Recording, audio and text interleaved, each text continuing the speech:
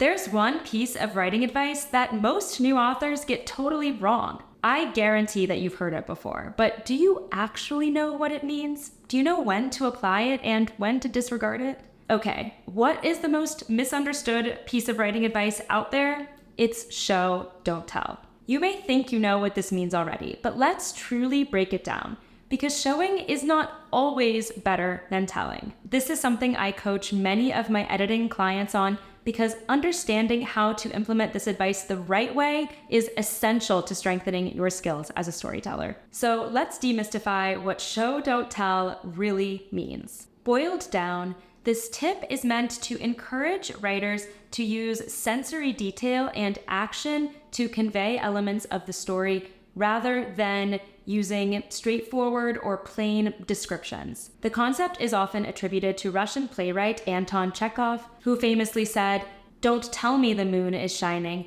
show me the glint of light on broken glass."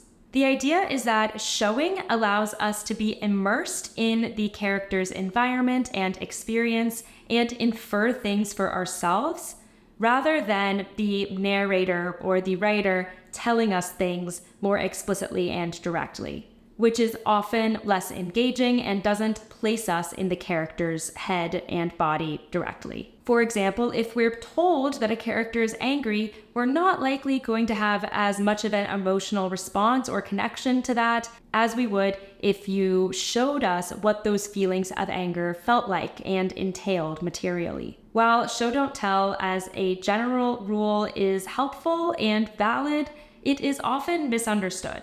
And it's been so drilled into writers' heads that it's often misapplied or taken too far to the extreme. Ultimately, it doesn't mean that you can never tell the reader something. And in fact, some amount of telling is necessary to a compelling narrative. Without some amount of telling, you run the risk of the narrative being bogged down by too many details that ultimately don't contribute much to the story. Showing should be about including meaningful details that advance the plot and enhance the reader's experience of the story, not just any detail for the sake of it. Writers also often fail to recognize when telling the reader something could actually be more effective than showing it, which limits the style of their prose and the scope of what they include in the story. Let's talk about the instances when it is more effective to show rather than tell. In general, showing helps you immerse the reader in the POV character's experience, whether you're writing in first person or close third person, or a rotating close third person narration. It places us right in the character's mind and body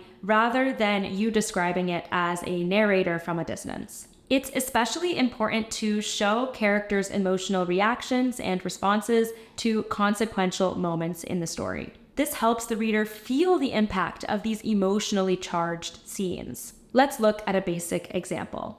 John was scared. That is a straightforward way of telling us how John feels, but showing is more effective here. John's hands trembled as he glanced over his shoulder. We feel that emotion with John much more potently in the revision. To prioritize showing over telling, watch for filter words like saw, heard, smelled, etc.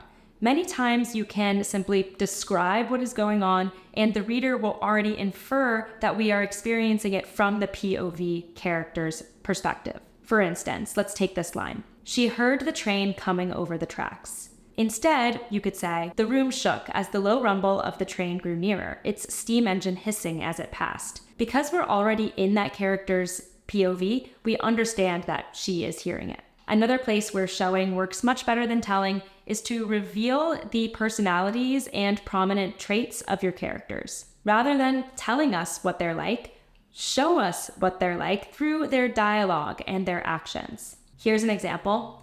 Meredith was clever and ambitious. That's fine, but we don't really know what to latch onto and we can't visualize how her cleverness and ambition really manifests.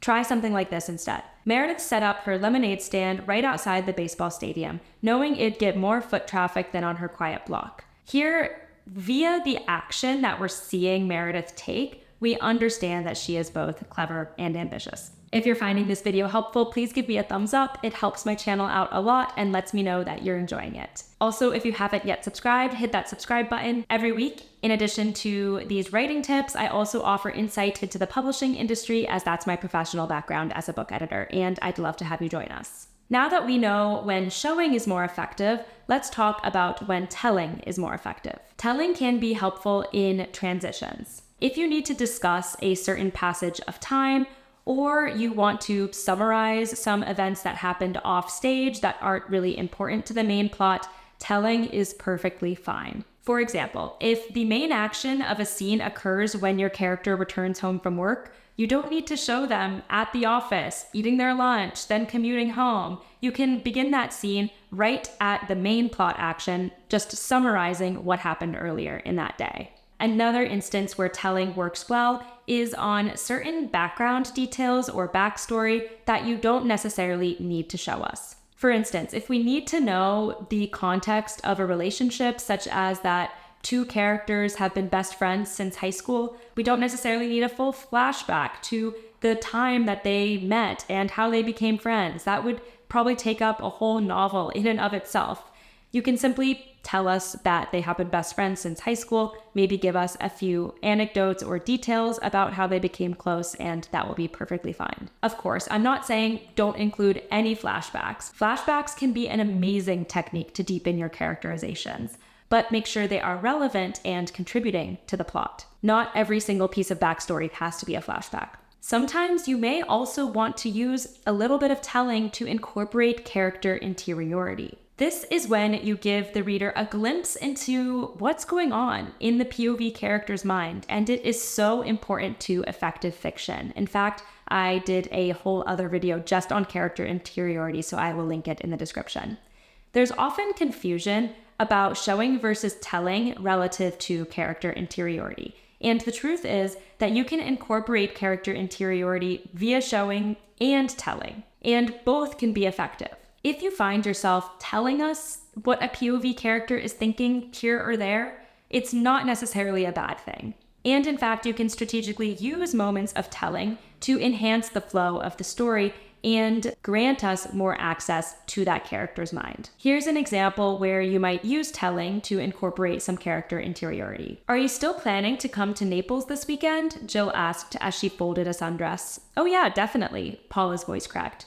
She'd spent the past 2 weeks hoping Jill would change her mind about the trip. That last line is technically telling because we're being told that Paula wishes Jill would change her mind about the trip. But it may be harder to convey this precise thought this succinctly via showing the reader. So in this case, a little bit of telling goes a long way and gives us a lot of context for the relational dynamics in the scene. Now that we know both showing and telling are essential to strong fiction writing, let's talk about how to balance the two. If you've gotten feedback that your writing isn't engaging enough, or that an emotional moment isn't resonating with readers as strongly as it needs to, or that it's difficult to visualize what's going on in the story in the reader's mind, those could be signs that you could use more showing rather than telling in the narrative.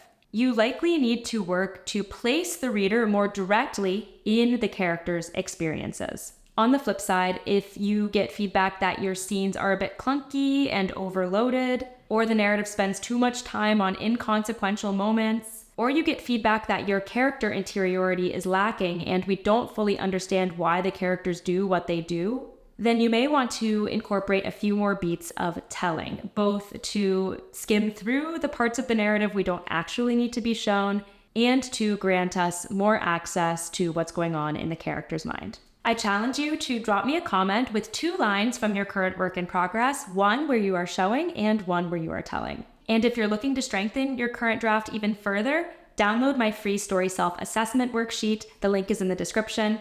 It's a fun, simple quiz designed to help you see your draft in a new light and determine what you could focus on to make it even better. Downloading that is also going to opt you into my newsletter, where I'm giving exclusive insights from literary agents and best-selling authors and anecdotes from my experience as a professional developmental book editor. You can check out the archive of my newsletter chapter break right in the description as well. Before you head out, give me a thumbs up if you liked this video, and don't forget to subscribe so you don't miss out on my next one. Thanks so much for watching, and happy writing.